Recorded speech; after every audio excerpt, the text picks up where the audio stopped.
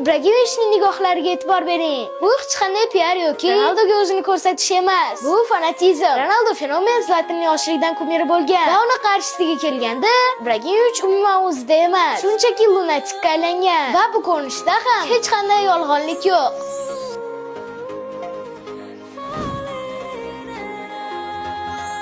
Xuddi shu nigohlarni Hakimida ham ko'rishimiz mumkin. Agar kanalimizni kuzatib bormasangiz, bizni yana ko'rish ehtimolingiz juda kam. Lekin obuna bo'lgan bo'lsangiz tabriklaymiz. Bu yog'iga har kuni yangi bilimlarga ega bo'lasiz.